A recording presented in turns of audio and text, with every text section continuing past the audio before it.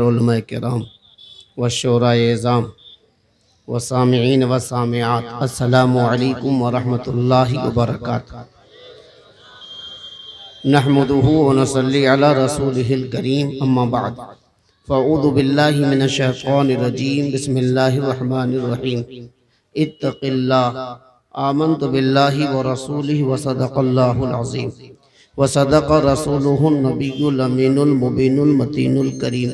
नहनु अला ज़ालिका लमिन शाहिदीन व शाकिरीन वल्हम्दुलिल्लाहि रब्बिल आलमीन।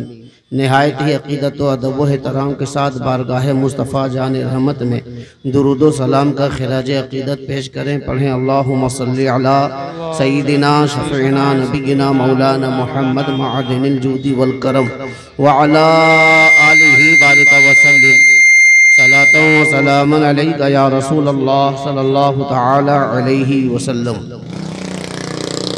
जमाले यार का परतव ज़मीं से आसमां तक है। जमाले यार का परतव ज़मीं से आसमां तक है। वो रहते हैं मदीने में, नज़र उनकी यहाँ तक है। जमाले यार का परतव ज़मीं से आसमां तक है। वो रहते हैं मदीने में, नज़र उनकी यहाँ तक है। उन्हीं के हाथ में है एहतमामे बज़्म इंसानी। उन्हीं के हाथ में है एहतमामे बज़्म इंसानी। मुनव्वर उनके जलवों से मेरा हिंदुस्तान तक है। मुनव्वर उनके जलवों से मेरा हिंदुस्तान तक है। या रसूल अल्लाह अलैका सलाम, तेरे नाम के सदक़े तेरे ज़िक्र पर कुर्बान। या रसूल अल्लाह, तेरे नाम के सदक़े तेरे ज़िक्र पर कुर्बान। नज़र में तुम ही तुम हो, नज़र मेरी जहाँ तक है। नज़र में तुम ही तुम हो, नज़र मेरी जहाँ तक है। और ये साबित है हज़रत ईसा का आसमां तक जाना भी। ये साबित है हज़रत ईसा का आसमां तक जाना भी। मगर मेरे महबूब का जाना मका से ला मका तक है। मगर मेरे महबूब का जाना मका से ला मका तक है। हज़रत मोहतरम, ये बात कल के बाद वाज़ेह हो गई है कि कौम मरी नहीं है, सोई हुई है। सिर्फ जगाने की ज़रूरत है। कारी आज़ाद साहब अभी जो नात पढ़ रहे थे, तो जितना इन्हें तोहफ़ा मिला है, इसके लिए 100-200 आदमी का एक हुजूम इकट्ठा होता, तब जाकर इतने नजराने मिलते। कल मैंने ऐलान किया था कि आपको शेर अच्छा लगा, इसलिए कि उसमें हुजूर की तारीफ है। तो हुजूर की मोहब्बत में अगर आपको देना है तो 100 रुपया चेंज करके 10 बढ़ाने की क्या जरूरत है। एक यही बार कर दें, इसलिए कि जिसकी मोहब्बत में दे रहे हैं वो बार बार आना जाना नहीं देखते, वो आपके दिल के धड़कने को देखते हैं। तो यकीनन मैंने देखा कि कई नोट ऐसे हैं जो बाद में यहाँ से चेंज होकर जाते थे, लेकिन अल्हम्दुलिल्लाह आपने इस पर अमल किया है। वो हर जगह इस पर अमल करें। नात खानी को लोगों ने एक तमाशा बना रखा है कि शेर सुना और सामने आ गए, और फिर उसके बाद एक एक एक एक डाल रहे हैं। और फिर उसके बाद देना है 50 रुपया, तो उसको जो है 50 रुपये का फिर चेंज कर रहे हैं। चेंज करने के बाद फिर दे रहे हैं। ये दिखाना नहीं है। दिल में आया तो 10 देना है तो 10 ही डाल दें, 50 देना है 50 दे दें। फिर दिल में आया तो उठे फिर दें, मना नहीं है। लेकिन वो चेंज करके बार बार वाला मसला न रखें, एक ही बात, ताकि माहौल साजगार हो, लगे कि कुछ पढ़े लिखे लोग हैं। मैंने एक आयत करीमा के जुज़ की तिलावत का शरफ हासिल किया जो मुख्तसर है। इत्तक़िल्लाह, अल्लाह से डरो। अल्लाह ने जहाँ नेमतें अता फरमाई हैं वहाँ ये हुक्म अता फरमाया है कि तुम मुझसे डरो, अल्लाह से डरो। अभी बेहतरीन खिताब हज़रत अल्लामा मौलाना रियाज़ अहमद साहब क़िबला खतीब व इमाम शम्स मस्जिद मीरा रोड से आपने समाअत किया। वक्त अगर इजाज़त देता तो इनकी तकरीर अगर घंटों और होती तो यकीनन ये हमारे लिए मुफीद गर साबित होती और हमारे लिए ये इस्लाह के लिए एक बेहतरीन जरिया हासिल होता। मैंने जो कहा इत्तक़िल्लाह, अल्लाह ने फरमाया अल्लाह से डरो। अल्लाह खुद से अपनी जात से लोगों को डरने के लिए क्यों कहता है? इसलिए कहता है ताकि आपके अमाल में निखार पैदा हो। क्योंकि आप अमल तो कर रहे हैं, खाना आप खाते हैं, कपड़ा पहनते हैं, नमाज पढ़ रहे हैं, हज कर रहे हैं, ज़कात दे रहे हैं, सब कर रहे हैं। अल्लाह ये चाहता है ये तुम्हारा उठना, तुम्हारा सफर करना, मेहनत करना, ये सब मैं देख रहा हूं। लेकिन इसी काम में और इसी मामले में अगर मेरा खौफ रख लोगे तो ये तुम्हारा उठना भी इबादत कर देंगे, तुम्हारा चलना भी इबादत कर देंगे, तुम्हारी तिजारत को भी हम इबादत बना देंगे, हम तुम्हारे रहने सहने को भी इबादत बना देंगे। सिर्फ ये है कि जो तुम कुछ कर रहे हो, जो कुछ तुम कर रहे हो, इसमें इत्तक़िल्लाह, तुम मुझसे डरते रहो। सफर कर रहे हो, मुझसे डरते रहो, सफर तुम्हारी इबादत में लगा देंगे। तुम कहीं किसी महफिल में बैठे हो तो उस महफिल में बैठते वक्त अल्लाह से खौफ खाओ कि अल्लाह मुझे देख रहा है, इस बैठने को, इस मजलिस को हम तुम्हारी इबादत, तुम्हारे लिए इबादत बना देंगे। पता क्या चला कि इत्तक़िल्लाह असल डर है। लेकिन मसला ये है कि हम खुद से अपने आप को धोखा दे रहे हैं। जब कुरान ने ये कहा कि लोगों अपने ऊपर तुम जुल्म न करो, तो एहसास होता है कि एक इंसान अपने ऊपर जुल्म कैसे कर सकता है। लेकिन जानते हैं आप बनज़र गायर देखें तो दिन रात जुल्म कर रहे हैं, दिन रात जुल्म कर रहे हैं। इंसान के अंदर दो एक कैफियत है, एक ख्वाहिशात, नफ्स की कैफियत है। मामला ये है, और एक जिसे हम उर्दू जुबान में ज़मीर के नाम से कह सकते हैं। तवज्जो, इधर तवज्जो करें, ज़मीर के नाम से कहते हैं। वो कैफियत क्या है? वो कैफियत ये है कि आप जो आमाल, आपके जो अच्छे आमाल हैं, उसको नफ्स जो है मिस यूज करता है, वो इस्तेमाल करता है। मसलन आपने चोरी कर ली, लाख रुपए चोरी कर लिया आपने। एक डाकू है जो डकैती करता है, तो दिल ने ये कहा कि तुम बहुत बुरे आदमी हो जो तुम डकैती करते हो, डाका ज़नी करना ये हराम है, नाजायज है, दिल ने ये कहा। तो नफ्स आपको थपकी लगाता है, घबराने की क्या जरूरत है, डाका ज़नी करते हो तो गरीबों का मदद भी तो तुम करते हो, बेवाओं को तुम तोहफा भी तो देते हो, मोहल्ले में उस गरीब की शादी भी तो तुमने कराया है। ये आपको नफ्स बहका रहा है और इसी पर आप मचल जाते हैं कि हाँ बेवा की शादी मैंने की है, मैंने गरीब की मदद की है, मैंने बहुत सारे नेक काम किए हैं। इसी पर आप मचल गए, और जब मचले तो उस बुरे काम को आपने छोड़ना जरूरी नहीं समझा, इसलिए कि यहां आपको नफ्स ने धोखा दे दिया। एक शख्स नमाज पढ़ रहा है, पहली सफ में है, बड़ी अच्छी बात है, और उसने खयानत किया। दिल जो सबसे बड़ा मुफ्ती है, दिल जो सबसे बड़ा मुफ्ती है कि चोर को भी चोरी करने के वक्त कहता है कि तू गलत कर रहा है। ये सबसे बड़ा मुफ्ती। आपको कहीं जाने की जरूरत नहीं, कुछ करने से पहले दिल से पूछे, दिल तेरा क्या ख्याल है, दिल आपको सही फतवा देगा। अलग सी बात यह है कि दिमाग आपको फेर दे, शैतान इस पर गालिब आ जाए, लेकिन ये बोलेगा सच। जब कहा कि तुम ये खयानत करते हो, इधर से नफ्स कहता है पहली सफ में नमाज पढ़ने वाले तुम हो, घबराने की जरूरत नहीं है, तुम्हारी तकबीर उला नहीं छूटती है, बेहतरीन सबसे अच्छे नमाजी हो। इस बहकावे में आप आ गए और मचल गए और आपने खयानत नहीं छोड़ी।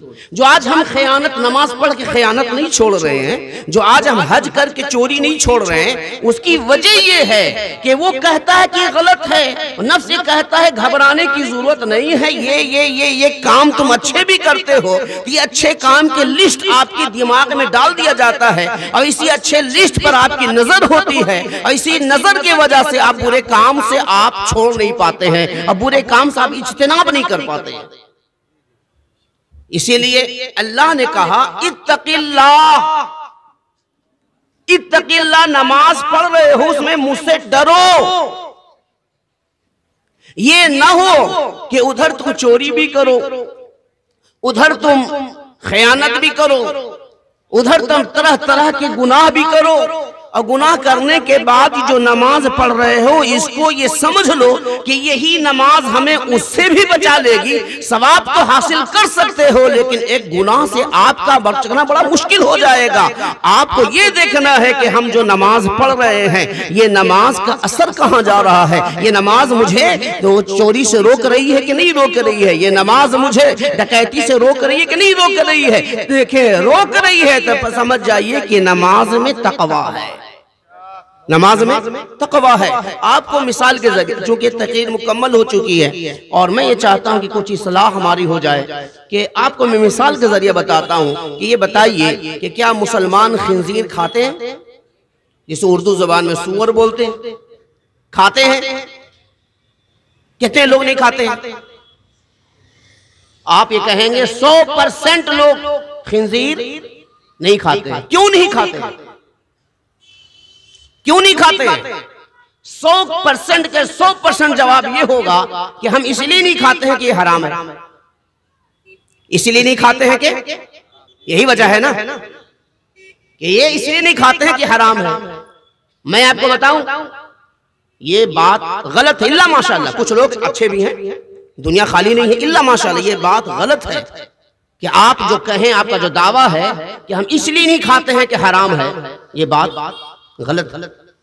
कुछ लोग हैं जो इसलिए नहीं खाते हैं कि हराम है, लेकिन अक्सर लोग उसमें वो हैं कि उनकी ये वजह नहीं है कि हराम है, उन्हें अच्छा नहीं लगता है, उनकी तबीयत नहीं चाहती है, दिल से कराहत है, नफरत है, खाना मायूब है, इसलिए नहीं खाते हैं।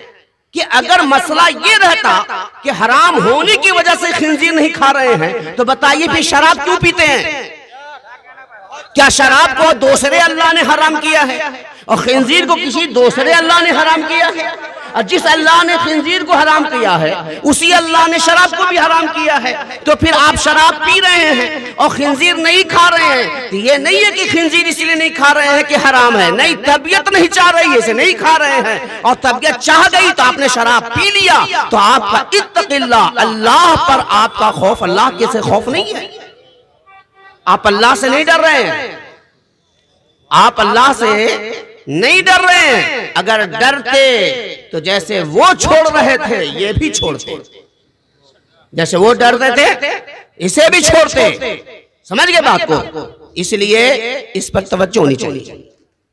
अब इसमें मैं आपको बताता हूं कि हम धोखा कहां दे रहे हैं। आप क्या अल्लाह को धोखा दे सकते हैं? आप यहां साफ सुथरे बने बैठे हैं कि हम वो जानवर नहीं खाते, हम वो जानवर नहीं खाते, साफ सुथरे बने बैठे हैं और शराब पी रहे, शराब पी रहे, और आप ये दावा कर रहे हैं कि हम इसलिए नहीं पीते हैं कि अल्लाह ने हराम किया। नहीं, ऐसा नहीं है, इल्ला माशाअल्लाह। बस ये है कि उसको तबीयत नहीं चाहिए, आप नहीं खाया, और ये वाली तबीयत चाह गई तो आपने पी लिया। बहुत सारे लोग ऐसे हैं जो शराब नहीं पीते, बहुत सारे लोग। अल्लाह का शुक्र है कि खिंजीर में 100% लोग हैं। अलग सी बात है कि उसमें तकवा नहीं है, उसमें तबीयत है, तबीयत नहीं चाहिए इसलिए नहीं खा रहे, ये अलग सी बात। लेकिन 100% लोग नहीं खा रहे हैं। लेकिन शराब, बहुत से मुसलमान ऐसे हैं जो शराब नहीं पीते, लेकिन उनमें से सब नहीं, अल्लाह माशाअल्लाह, उनमें से अक्सर वो हैं जो शराब जो नहीं पी रहे हैं। उनकी वजह ये नहीं है कि ये हराम है, उसकी वजह ये है कि उनकी अब तक आदत नहीं लगी, ऐसों का साथ अभी नहीं हुआ है, मौका नहीं मिला है, मिलने के बाद रुसवाई होगी, ये वजह है। मामला मोहल्ले में लोग उसे जलील रुसवा करेंगे, इसलिए नहीं है, लत नहीं लगी है, माहौल नहीं मिला है, पैसे नहीं है, ऐसे मुआशरे में आप नहीं पहुंच पाए हैं, इसलिए बच गए हैं। वजह ये है, अगर वजह ये होती कि हम हराम है इसलिए शराब नहीं पीते हैं तो फिर सूद क्यों खाते हैं? जब इसलिए आप शराब नहीं पी रहे हैं कि हराम है, तो फिर सूद क्यों खाते हैं? क्या सूद किसी दूसरे रब ने हराम किया और शराब को दूसरे अल्लाह ने हलाल हराम किया? जिस रब ने शराब को हराम किया उसी ने सूद को भी हराम किया। और अगर आप अल्लाह से डरने वाले हैं तो आपको सूद से भी बचना चाहिए, शराब से भी बचना चाहिए, खिंजीर से भी बचना चाहिए। आप एक से बच रहे हैं, एक को कर रहे हैं। यहाँ आप अल्लाह से नहीं डर रहे हैं, आप अपनी तबीयत के गुलाम बन गए हैं। जो दिल चाह रहा है कर रहे हैं, जो दिल नहीं चाह रहा है नहीं कर रहे हैं। तो क्या आप रब को धोखा दे सकते हैं? शराब ना पी के और जुआ खेल के, शराब ना पी के सूद लेके, शराब ना पी के ब्याजी मामलात करके क्या अल्लाह को धोखा दे सकते हैं? अल्लाह ने इसलिए कहा इत्तक़िल्लाह, मुझसे डरो। तुम लोगों को तो दिखा सकते हो, तुम लोगों को तो बता सकते हो, तुम लोगों को तो बावर करा सकते हो कि हम ये काम नहीं करते, हम ये काम नहीं करते, हम ये काम नहीं करते। लेकिन वो रब तो जान रहा है कि तुम क्यों नहीं करते। मुझसे डर के नहीं करते कि तबीयत की वजह से नहीं करते, तबीयत की वजह से नहीं करते। बहुत सारे लोग हैं जो सूदी कारोबार नहीं करते, ऐसे भी लोग हैं। ऐसा नहीं है कि ये जमीन खाली, अच्छे लोग मौजूद हैं, सूदी कारोबार नहीं करते हैं। लेकिन सबके लिए यह भी जरूरी नहीं है कि जो सूदी कारोबार नहीं कर रहे हैं वो इसलिए नहीं कर रहे हैं कि अल्लाह ने इसे हराम करा दिया।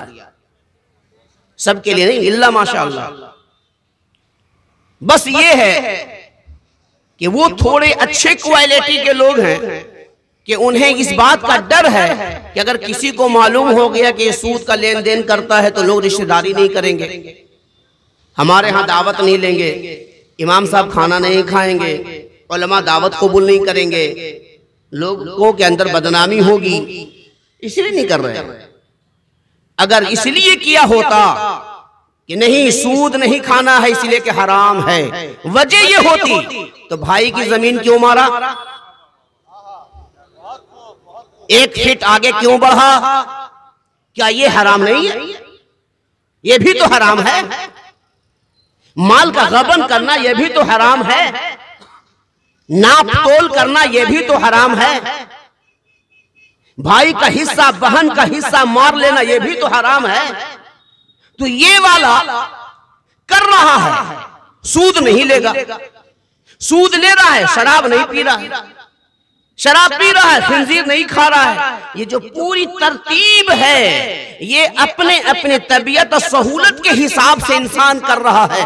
इत्तक़िल्लाह, जो अल्लाह ने कहा अल्लाह से डरो, ये मामला नहीं है। जिस दिन हम अल्लाह से डरने वाले हो जाएंगे, हम जहां खिंजीर को जैसा हराम समझते हैं वैसे ही शराब को भी हराम समझेंगे, वैसे ही सूद को भी हराम समझेंगे, वैसे ही खयानत को भी हराम समझेंगे, वैसे ही दूसरों के माल को हड़प करने को भी हम शराब कम समझेंगे। आप याद रखें, इंसान उसी वक्त इंसान बनता है जब वो हर काम में अल्लाह से डरने वाला बन जाता है। अल्लाह से डरे। चूंकि मुझे फरमाइश हुई कि चूंकि गौसुल आजम रज़ी अल्लाह तआला का महीना अभी अभी करीब करीब खत्म हुआ है, तो गौसुल आजम रज़ी अल्लाह तआला के बारगाह अकीदत में खिराज अकीदत पेश की जाए। गौसुल आजम रज़ी अल्लाह तआला ने मुझे क्या सिखाया? बहुत सारी करामतें हम सुनते हैं और सुनाया जाता है। करामत सुनना चाहिए, सुनाना चाहिए। इससे क्या होता है कि ईमान की जो शमा है वो तेज होती है, इसकी लो बढ़ती है। लेकिन हमारे लिए जरूरी ये है कि साहिब करामत की सीरत पर नजर करें और अपने लिए उनको मिशअले राह बनाएं। इसीलिए कि जब तक उनकी जिंदगी को हम अपनी जिंदगी में नहीं लाएंगे, उनके जिंदगी के गोशे को अपने जिंदगी में हम नहीं दाखिल करेंगे, तब तक हम सिर्फ दावा करने वाले बनेंगे, दलील वाले नहीं बन सकते हैं। गौसुल आजम रज़ी अल्लाह ताला अन्हु, आपका मामला बड़ा अजीम मामला था। आप जहां साहिब करामत थे वहीं आप मुतवक्किल थे। मुतवक्किल तवक्कुल करने वाला, उसको उर्दू जुबान में समझे भरोसा करने वाला, रब पर भरोसा करने वाला, रब पर भरोसा। ये बताइए कि हम और आप रब पर भरोसा करते हैं कि नहीं करते हैं? लेकिन कहां कहां करते हैं? अपनी तबीयत।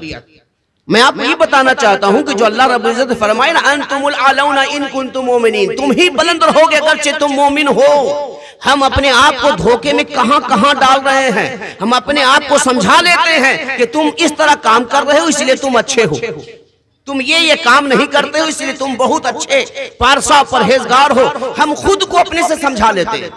हम हदीस के आईने में नहीं देखते कि हम क्या हैं, हम कुरान के आईने में नहीं देखते कि हम क्या हैं, हम शरीयत के आईने में नहीं देखते कि हम क्या हैं। हम खुद से अपने आप को समझा लेते हैं।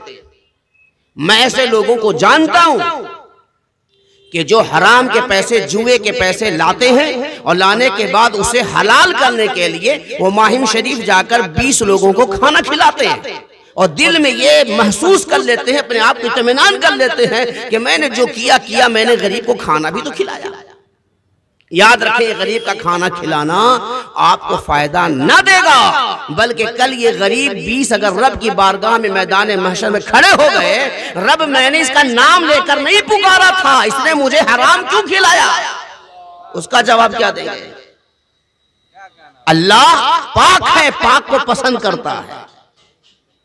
इसलिए हमें अपने आप को धोखा देने की जरूरत नहीं है। अपने आप को पहचानना है तो आप शरीयत के दायरे में देखें कि हम क्या हैं। गौसुल आजम रज़ी अल्लाह ताला अन्हु कई दिन फाका हो गया, 40 दिन का फाका हो गया। ये वाकया मशहूर है। आप एक अनानबाई के पास गए और कहा कि मैं भूखा हूं और मैं इस बात पर तुमसे वादा कराना चाहता हूं और मुआहिदा करना चाहता हूं कि हम तुमसे रोजाना 1 रोटी लेंगे। कितनी? 1 रोटी लेंगे। किस मुआहिदे पर? मुआहिदा यह है कि जब अल्लाह मुझे अता कर देगा तो हम तुम्हें दे देंगे। जब अल्लाह मुझे दे देगा, जब मेरे पास पैसा आ जाएगा तो हम दे देंगे। ये मुआहिदा गौसुल आजम ने किया। आज हम भी कर्ज लेते हैं और आज हम भी मुआहिदा करते हैं। मालूम है कि 10 दिन में नहीं मिलने वाला है पैसा, मालूम है कि 10 दिन में हमारे पास पैसा नहीं आने वाला है, हम अगले को नहीं दे सकते, लेकिन चूंकि लेना है तो कह देगा बस 2 दिन में आपके पास सामने, 2 दिन में आपको सामने दे दिया जाएगा। और फिर हाल क्या होता है? 2 दिन गुजर गया, 5 दिन गुजर जाने के बाद जब उधर से फोन आता है तो आप फोन नहीं उठाते। और हम कौन हैं? गुलामे गौसे आजम, जो 40 दिन के भूख के बाद 1 रोटी इस मुआहिदे पर कर रहे हैं कि जब अल्लाह ने दिया तो हम देंगे। और आज दिन रात खाना खाने के बावजूद गाड़ी लेने के लिए, अपनी शौक को पूरा करने के लिए गलत मुआहिदे पर कर्ज लिया जा रहा है। और जब कर्ज दुश्वार हो जाएगा तो यकीन जानिए सूद और ब्याज आसान कर दिया जाएगा। आज कर्ज दुश्वार है, लेने वाला देने वाला दोनों परेशान हैं। तो कर्ज दुश्वार, इसलिए अब सूद ब्याज आसान हो गया है। अपना भाई अपने भाई को कर्ज देने को तैयार नहीं है, अपना पड़ोसी को कर्ज देने के लिए तैयार नहीं है, इसलिए कि खयानत बढ़ गई है, झूठ बढ़ गया है। अब हाल क्या है कि अब आप ब्याज पर पैसा लें, झूठा वादा। तो क्या हुआ? गौसुल आजम ने इस मुआहदे पर लिया, जब अल्लाह ने मुझे फरागत दी तो हम तुम्हें देंगे। आज हम क्या करते हैं? 2 दिन का कह के लेते हैं। 2 साल भी अगर हो जाए तो आप फोन नहीं उठाते हैं। और फिर बार बार अगर वो घर पर आ गया तो आप ये कह देते हैं कि नहीं देंगे, क्या कर लोगे? ये हो रहा है कि नहीं हो रहा है? ये हो रहा है कि नहीं हो रहा है? और अगर ये हो रहा है तो फिर याद रखें कि आप खिंजीर नहीं खा रहे हैं कि हराम है, लेकिन 2 लाख रुपए आप खा चुके हैं, जो खिंजीर की जैसा कमाई के जैसा वो पैसा है। आप शराब नहीं पी रहे इसलिए कि हराम है, ये क्या कर रहे हैं आप? आप सूद नहीं खा रहे, आप ये क्या कर रहे हैं? नहीं देंगे, क्या कर लोगे? क्या हुआ?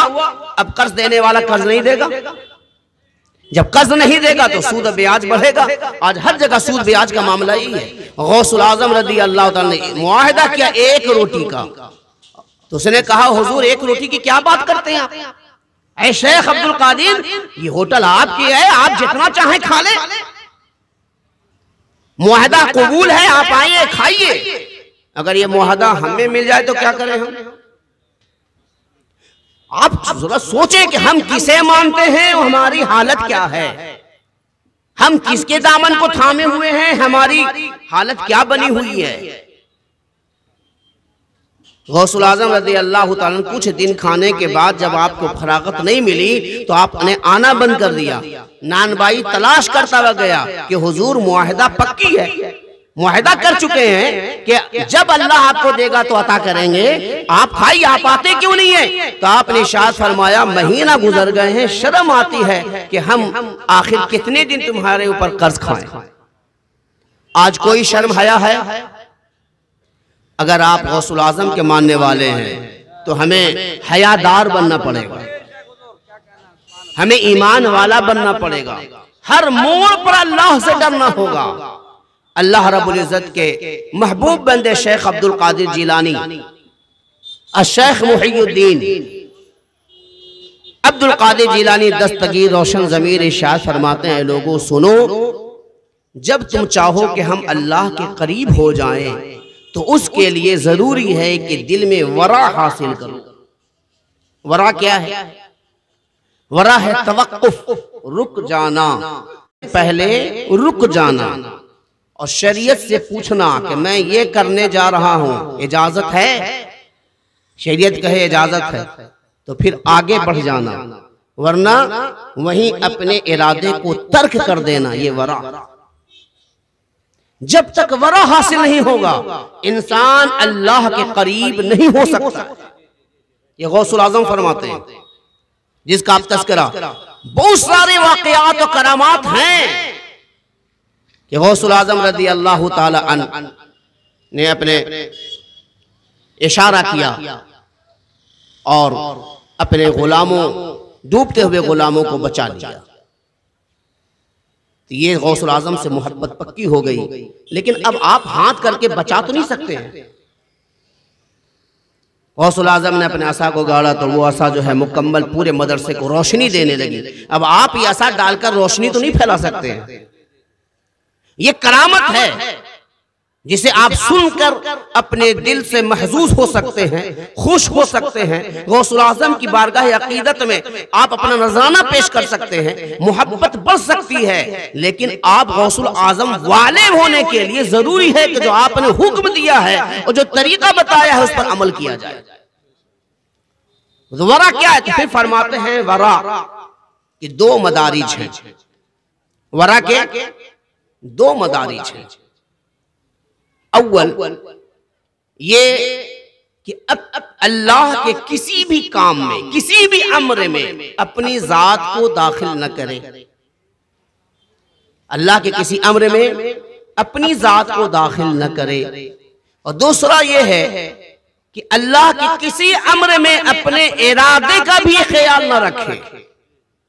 जैसे आज हमारे यहाँ शादी है, बादल आ गया तो दिल में हुआ कि काश आज बारिश न होती, आज बारिश न होती। ये इरादा भी न करे। आप इरादा क्यों कर रहे हैं कि बारिश न होती? रब जानता है ना कब बारिश होनी है, नहीं होनी। उसे कायनात चलाना है, उसे पूरा निजाम चलाना है। और आप इरादा किए बैठे हैं कि नहीं आज बारिश नहीं होनी चाहिए, आज मौसम ऐसा होना चाहिए, ठंडी हवा चलनी चाहिए। खालिक वो है, मालिक वो है, खिलाता वो है, जमीन उसकी है, आसमान उसका है, कुल कायनात का बनाने वाला वो है। आप बीच में इरादा क्यों कर रहे हैं? किसी के घर में कोई काम हो और किसी के यहाँ शादी हो और आपका उसमें कोई दखल ना हो, कोई उसमें आपका मामला ना हो, और आप बीच में कहें कि नहीं ऐसा बनाओ ऐसा ना बनाओ, आपको बाहर फेंक दे। भाई सब कुछ मेरा, बीच में तुम इरादा अपना क्यों डाल रहे हो? कुल कायनात रब का है, रब कायनात को चला रहा है और आप अपना इरादा क्यों नहीं ऐसा होना चाहिए, ये होना चाहिए। ये वरा के खिलाफ।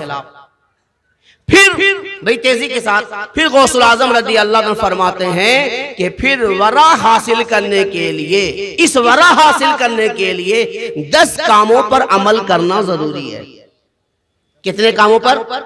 10 कामों पर अमल करना जरूरी है। जब तक आप 10 कामों पर अमल नहीं करेंगे आपको वरा हासिल नहीं होगा, और जब तक वरा हासिल नहीं होगा तब तक आप अल्लाह के करीब नहीं हो सकते। पहले नंबर पर गौसुल आजम फरमाते हैं जुबान को काबू में रखना। जुबान को काबू में रखना। ये जुबान हम्द इलाही के लिए है, नाते मुस्तफ़ा के लिए है, तिलावत कुरान के लिए है, मोमिन से सलाम के लिए है, गाली देने के लिए नहीं है, गीबत के लिए नहीं है, चुगली के लिए नहीं है। इस जुबान की रब ने उस वक्त हिफाजत की जिस वक्त आप बेकाबू थे। जब बच्चा शिकमे मादर में होता है तो उसे भी खुराक की जरूरत होती है, तो रब उस शिकमे मादर में जो नापाक खून बच्चे का ग़िज़ा होता है वो नाफ के जरिया देता है, मुंह के जरिया नहीं देता। इसलिए कि रब तबारक व तआला ने इस मुंह को, इस जुबान को अपनी तारीफ, अपने हबीब की तारीफ, अपने जिक्र के लिए बनाया है। इसलिए शिकमे मादर में भी रब तबारक व तआला उस खून को मुंह के जरिया नहीं नाफ के जरिया डालता है। जिस रब ने मेरे मुंह की हिफाजत शिकमे मादर में की है वो बंदा आज जब बड़ा हो गया तो रब की तारीफ के बजाय उस जुबान को शराब से नापाक कर रहा है, हराम ग़िज़ा से नापाक कर रहा है, सूद ब्याज के पैसे से नापाक कर रहा है। इस पर तवज्जो देनी होगी। जुबान को काबू में रखो। एक तो खाने पीने के हिसाब से, दूसरे बोलने के हिसाब से। जब आप बोलिए तो इतना बोलिए कि लोग जब बोल के आप चुप हो जाएं तो लोगों के अंदर तजस्सुस हो कि थोड़ा कुछ और बोलते। जब बोलकर आप चुप हो जाएं तो लोगों को एहसास हो कि किसी ने कुछ बोला है तो बेहतर बोला है। जब आप बोले तो रब अल्लाह, अल्लाह के रसूल की तारीफ करें, उसमें जुबान खोलें। अपनी जुबान को काबू में रखो। जिसने जुबान को काबू में रखा वो बहुत ही मुमकिन है कि बहुत जल्द वो अल्लाह के करीब हो जाए। दूसरा क्या फरमाया? गौसुल आजम फरमाते हैं वला यख्तब बअदुकुम बअदा, एक दूसरे की गीबत न करो, एक दूसरे की तोह में न लगो। दूसरा क्या कर रहा है, कैसा कर रहा है, कितना कमा रहा है, घर कैसे बन गया, शादी कैसे हो गई, दुकान क्यों चल रही है, गाड़ी कहां से आई। भाई तू क्या रब के तकसीम पे राजी नहीं है कि रब जिसे चाहे जितना अता करे? तू रब की तकसीम पे राजी नहीं है कि किसी के मकान को देखकर हसद करता है, किसी की दुकान को देखकर हसद करता है। असल में तू उससे हसद नहीं करता बल्कि तू रब की तकसीम पर एतराज कर रहा है कि मुझे क्यों नहीं दिया, उसे क्यों दिया। रब की तकसीम पर एतराज करने वाला क्या कामिल मोमिन हो सकता है? हरगिज नहीं। इत्तक़िल्लाह, अल्लाह से डरो। अल्लाह ने जिसे अता किया उस पर खुश हो जाओ। रब का करम है, उसे अल्लाह ने आज अता फरमाया है। रब ने चाहा तो मुझे भी अता करेगा, और अगर जो कुछ दिया है ये उसका शुक्र है, एहसान है, इसलिए कि हम तो इस लायक भी नहीं है। ख्याल ये होना चाहिए। तीसरा ये है वला यख्तब बअदुकुम बअदा, तीसरा ये वला यस्खर कौमुम मिन कौमिन असा अन यकूनु खैरम मिन्हु, तुम में से कोई शख्स किसी दूसरे कौम का मजाक न उड़ाए। आपने किसी काले को देख लिया और कहा कि इसे क्या दीन मालूम है, किसी गोरे को देख लिया कहा ये क्या जानता है। आपको नहीं मालूम है किसके दिल में कितनी खशियत है। नीची जात ऊपर जात ये नहीं होता। अल्लाह रब्बुल इज्जत क्या इन्ना अकरमकुम इंदल्लाहि अतकाकुम, तुम में सबसे बेहतर वो है जो सबसे ज्यादा अल्लाह से डरने वाला है। मैंने ये देखा है कि आज अभी भी हमारे मुआशरे में कुछ जात ऐसी हैं जिसे लोग नीचा समझते हैं। आला हजरत अज़ीमुल बरकत एक बहुत बड़े सेठ आए हुए थे आला हजरत की बारगाह। इतने में उनका नाई आ गया जो बाल वगैरह बनाता था। आला हजरत ने कहा बैठ जाओ। तो जहां वो सेठ साहब बैठे हुए थे, अमीर रईस साहब, जब इशारा किया तो वो बैठ गया। और जब वो बैठ गया तो उन्हें बड़ी कराहत हासिल हुई कि मेरे बाजू में इसे बैठा दिया। जब आला हजरत ने उसका चेहरा देखा तो आला हजरत चेहरा पढ़ लिया, और पढ़ने के बाद आप आला हजरत खुद वहां से उठे और उठकर अंदर चले गए। अंदर चले गए।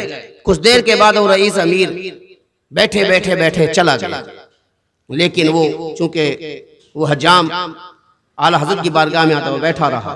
कहा हुजूर आप कहाँ चले गए? कहा जो तुम्हारे साथ बैठना कराहत समझता हो, हम उसके साथ बैठना क्यों कराहत समझते हैं। ये इत्तक़िल्लाह का माना ये हर जगह अल्लाह से डरिए। ये नहीं हो कि जब मुसल्ले पे गए तो अल्लाह से डर रहे हैं, जब बाजार गए तो आपने अल्लाह को छोड़ दिया, अल्लाह से गाफिल हो गए। हर जगह डरना होगा। किसी कौम का आप मजाक ना उड़ाएं। मुमकिन है कि वो जो हजाम या जिसे आप नीचा समझ रहे हैं वो रात को तहज्जुद पढ़ने वाला हो, वो रात को गिड़गिड़ाने वाला हो, वो रात को मुसल्ला बिछाने वाला हो, वो खामोशी से गरीब को खाना खिलाने वाला हो, और अपनी जात पर आप फख्र किए बैठे हैं कि हम खान साहब हैं, हम सैयद साहब हैं, हम शेख साहब हैं। मुमकिन है कि जिसे आप नीचा समझ रहे हैं वो रब के इतने नजदीक है कि वो अगर दुआ कर दे तो उसके सदक़े में अल्लाह बारिशें बरसा दे, मुहल्लों में रहमत अता फरमा दे। इसीलिए आप किसी के चेहरे को देखकर आप उसका मजाक ना उड़ाएं। मुमकिन है कि वो अमल में आपसे ज्यादा बेहतर हो। तीसरी चीज, चौथी चीज, कुल लिल मुमिनीन यग़ुद्दू मिन अबसारिहिम, क्या महबूब आप लोगों को हुक्म दे दे कि अपनी निगाहें नीची रखें।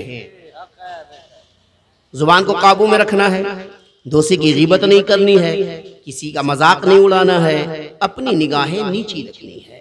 यानी जब आप निगाहें नीची रखेंगे तो आपको ततहीरे फिक्र हासिल होगी, फिक्र की ततहीर हासिल होगी। और जब ततहीरे फिक्र जब हासिल हो जाती है तो फिर उसके बाद ततहीरे कल्ब हासिल हो जाता है। और आप चाहते हैं कि डायरेक्ट हम ततहीरे कल्ब हासिल कर लें, ऐसा मुमकिन नहीं है। पहले ततहीरे फिक्र, आपका ख्याल अगर पाक हो गया तो आपका कल्ब भी पाक हो जाएगा। ख्याल कब पाक होगा? जब आपकी निगाहें नीची होंगी। जब आपकी निगाहें नीची होंगी तो अपनी निगाहें को नीची रखिए।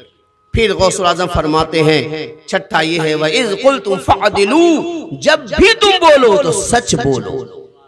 जैसा कि हजरत ने अपनी तक़रीर में इसको मौजू बनाया कि जब भी बोलो तो सच बोलो। ये सच बड़ी बरकत वाली चीज है, सच बड़ी बरकत वाली चीज है। आपने देखा ये गौसुल आज़म फरमाते हैं, कुरान की आयत है ये, और 10 चीजें तरतीब फरमाते हैं। ये 10 चीजें कर लो, अगर 10 चीजें कर लोगे तो तुम्हें वरा हासिल हो जाएगा, और जब वरा हासिल हो जाएगा तो तुम अल्लाह के करीब हो जाओगे। बताइए कि आप नमाज किस लिए पढ़ते हैं? ताकि अल्लाह के करीब हो जाएं।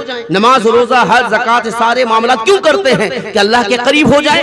आप सारे काम कर रहे हैं कि अल्लाह के करीब हो जाएं, लेकिन सारे काम के साथ वरा हासिल होगा, तब ये सारे काम आपको अल्लाह के करीब करेंगे। और वरा हासिल नहीं हुआ तो ये सारे काम का सवाब मिलता रहेगा, अल्लाह के करीब नहीं हो सकते हैं। अल्लाह के करीब होने के लिए जरूरी है वही क़ुल्तुम फ़अदिलू, इसमें बड़ी बरकत है। और गौसुल आज़म ने इसे सिर्फ बयान नहीं फरमाया है, बल्कि गौसुल आज़म ने करके दिखाया है।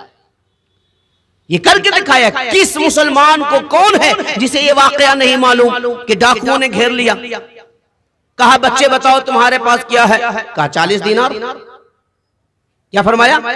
40 दीनार। सच बोल दिया। ये बताइए कि सच बोलने में नुकसान है कि नहीं है?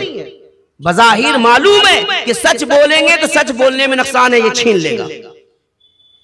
सच बोलने में बज़ाहिर न मालूम है कि ये छीन लेगा, लेकिन आपने इसलिए सच बोला कि अभी तो आप मदरसा नहीं गए थे, आपकी वालदा ने कहा था बेटा सच बोलना, तो यहाँ सच भी बोल रहे हैं और वालदा की फरमा बरदारी भी कर रहे हैं। वालदा की फरमा बरदारी भी कर रहे हैं, सच बोल रहे हैं। जाहिरन ये लग रहा है कि सच बोलेंगे तो लुट जाएगा, लेकिन जब सच बोला है तो अल्लाह ने इसमें सच में कितनी बरकत रखी। इनका भी नहीं लूटा, और जो लुट गया था वापस मिल गया। जो लुट गया था वो भी वापस मिला, और साथ ही साथ सिर्फ माल वापस नहीं मिला, कितने लोग ऐसे थे जो बेराह रवी के शिकार थे, अल्लाह ने उसे राह हिदायत अता फरमा दी। कुछ लोग ईमान से गाफिल थे, अल्लाह ने ईमान की दौलत अता फरमाई। इसलिए सिर्फ वाकया सुनने सुनाने से काम नहीं चलेगा, इसको अमल में लाना पड़ेगा। कभी आपके ऊपर ऐसा जमाना गुजर जाए कि वालिद और वालिदा ने कोई बात ऐसी कह दी जो आपके करने में जाहिरन नुकसान नजर आता हो, उसको आप कर लें, अल्लाह उस करने में इतनी बरकत अता फरमाएगा जिसका अंदाजा आपको बाद में होगा। और ये आज हम नहीं कर रहे हैं। माँ बाप कहते हैं कि बेटा वहां शादी मत करो, अच्छा नहीं है। हालांकि माँ बाप जानते हैं कि हमें बेटा और बेटी के लिए जितना वो बेहतर चाहते हैं, क्या कोई और दुनिया में चाह सकता है? नहीं चाह सकता है। वो जानते हैं कि मेरा बेटा जहां भी शादी करे बहू अच्छी आए, वो लड़की मेरे बेटे को खुश रखे, बेटा वहां मत करना। और आप अपनी अक्ल दौड़ाते हैं, नहीं वो अच्छी है, नेक है, पारसा है, परहेजगार है, यानी सारी चीजें आपके पास होती हैं। क्यों? इसलिए कि माँ बाप को बात नहीं माननी है, इसलिए कि आपको पसंद है।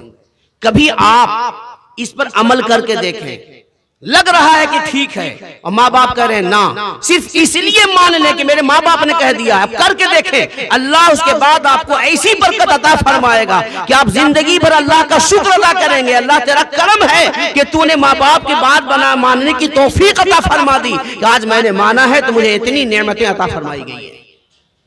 बात माने अल्लाह की, अल्लाह के रसूल की बात माने, वालिदैन की बात माने। आज हम में लोग अक्सर नाफरमानी की तरफ जा रहे हैं। ये नौजवान तबका वालिदैन को फरामोश कर रहा है। याद रखें, माँ बाप के नाफरमान बनकर आप अल्लाह के करीब नहीं हो सकते हैं। तो ये 5 है, चूंकि वक्त काफी हो चुका है, पूरा 10 बता दें जो गौसुल आजम ने 10 बताया है। वही कुल्तुम फअदिलू, फिर गौसुल आजम ने फरमाया छठा है, 7वां है, 5वां हो गया। पहला है जुबान को काबू में रखना, दूसरा वला यख्तब बअदुकुम बअदा, एक दूसरे की गीबत न करो, तीसरा है वला यस्खर कौमिन कौमिन असा यकुनु खैरन मिन, चौथा कुल मुमिनिन यगुद्दु मिन अबसारिहिम, और 5वां वइज़ कुल्तुम फअदिलू। छठा क्या है? बलिल्लाह यमुन्नु अलैकुम हदाकुल ईमान, तुम्हें इस एहसान के तले दबे रहना चाहिए, यानी तकब्बुर न करो, गुरूर न करो, बल्कि ये अल्लाह का एहसान है कि तुम्हें अल्लाह ने ईमान की दौलत अता फरमाई है। इस मामले में कोई भी नेक काम करे तो ये न समझे कि मैंने ये क्या किया है, मैंने ये काम किया है, मैंने ये काम किया है, नहीं, ये काम न करें। इसलिए कि मैंने शुरू में कहा कि नफ्स बहकाता है, नफ्स आपको धोखा देता है, ज़मीर आपको थपकी दे रहा है, नहीं ये ठीक कर रहे हो। कि आपने अक्सर देखा होगा कि मस्जिद की तामीर हो रही है, मस्जिद की तामीर हो रही है, वो मस्जिद के लिए सुबह से लेकर शाम तक वो सीमेंट ला रहा है, किरची ला रहा है, ईंट ला रहा है, सरिया ला रहा है, मजदूर को ला रहा है, यानी दिन भर मेहनत कर रहा है। और जैसे अज़ान हुई वैसे देखिएगा सारे लोग किनारे हो गए। ये आपके मुशाहदे में है कि नहीं है? मदरसा बना रहे हैं, दिन भर लगे हुए, जैसे अज़ान हुई किनारे हो गए। ये जानते हैं क्यों किनारे हो गए? ये अंदर में वो कहता है, तो मामूली आदमी थोड़ी हो, तो मस्जिद की तामीर करो, जिसने मस्जिद दुनिया में बनाई उसने अल्लाह फरमाता है उसके लिए जन्नत में उसने अपना घर बना लिया। अब ये दिमाग में आप बैठाए हुए हैं कि मैं मस्जिद बनवा रहा हूं, बहुत ज्यादा सवाब है, वो क्या कर रहा है?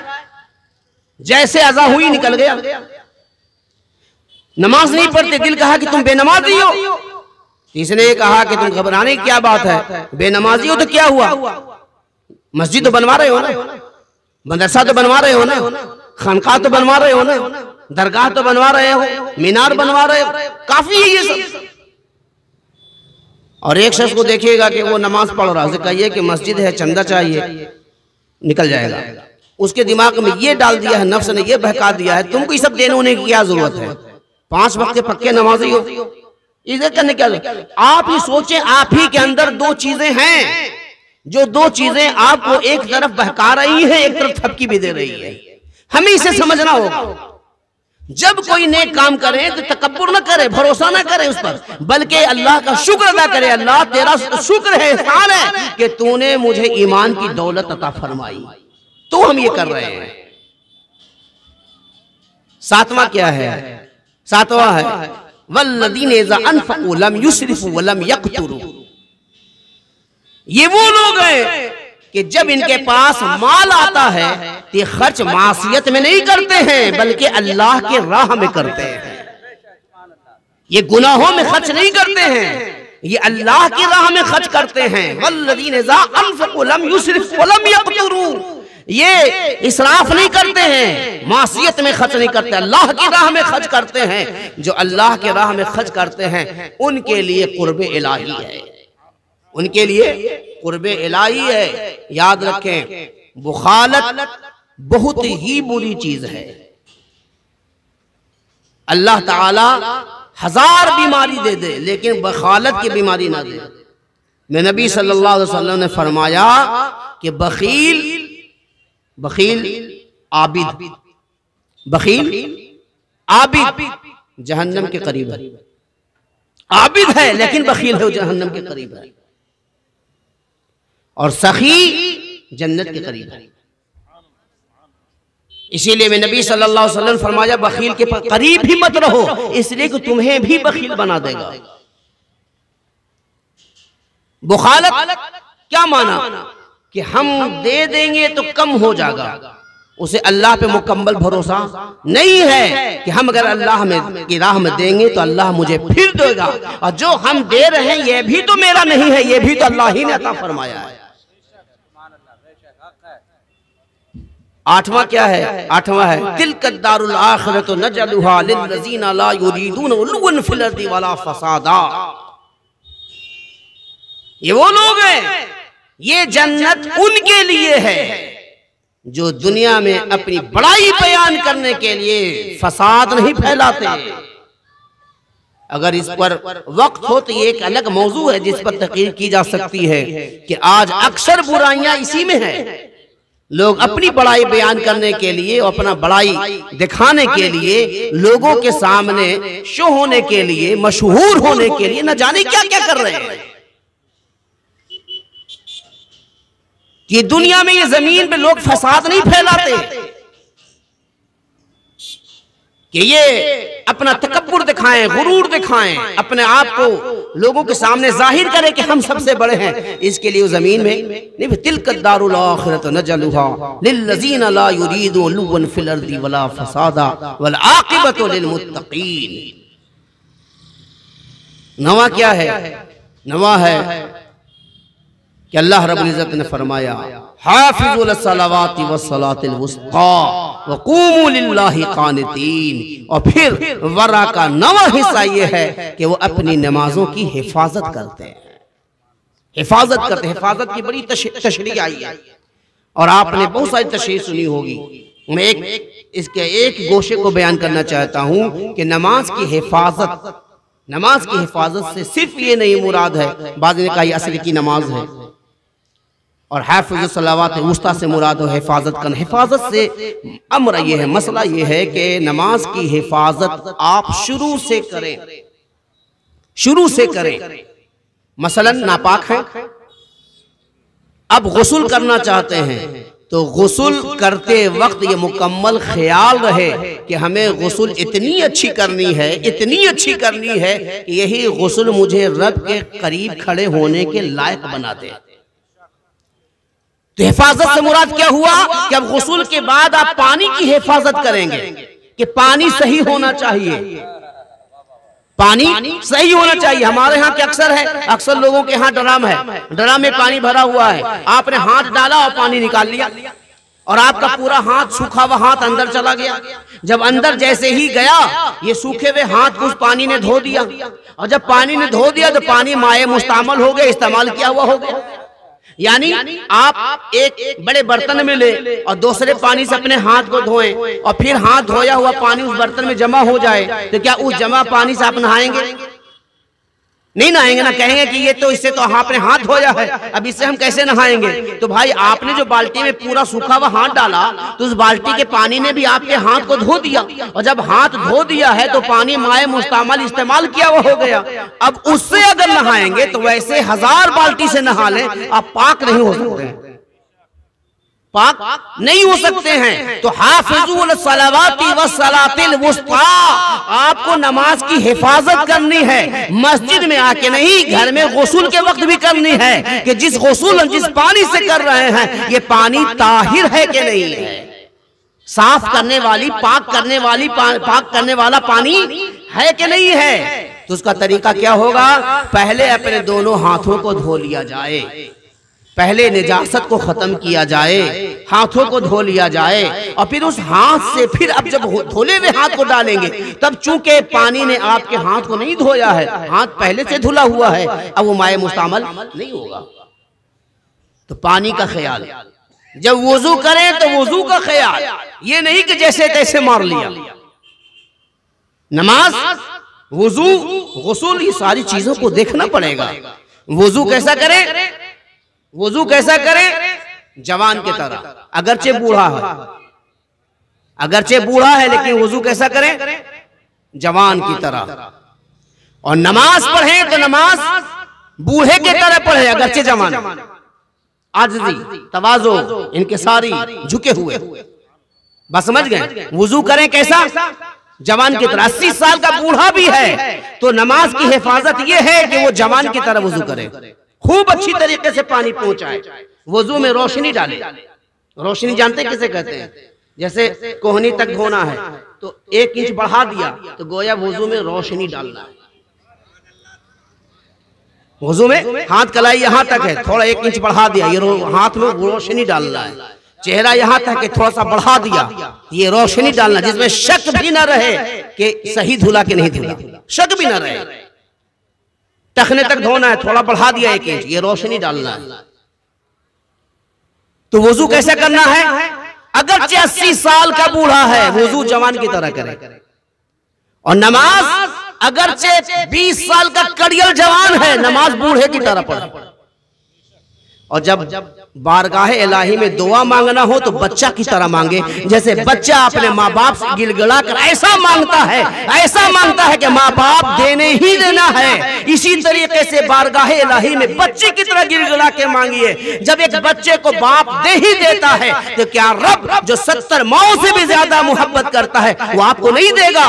बच्चे की तरह मांगना सीखें, बूढ़ों की तरह नमाज पढ़ना सीखें, जवान की तरह वुजू करना सीखें। वाखिरु दावाना अल्हम्दुलिल्लाह रब्बिल आलमीन। अस्सलामु अलैकुम व रहमतुल्लाहि तआला व बरकातुहू। आप हजरात कल और जल्दी आए, इसलिए कि उम्मीद ये है कि मैंने शुरू में एक और बेहतरीन कारी कुरान ने क़िरात किया है और आप लोगों ने शायद इसे सुना नहीं होगा, इसलिए कि आपकी तशरीफ आवरी नहीं हुई थी। अगर आप मुकम्मल इशाबाद फौरन यानी 8:15 में अगर आ जाते हैं तो आप मुकम्मल प्रोग्राम समाप्त करेंगे। तो आप इंशाअल्लाह कल वक्त मुकर्ररा पर आएँ। अल्लाह तबारक व तआला हमें इसकी तौफीक अता फरमाए।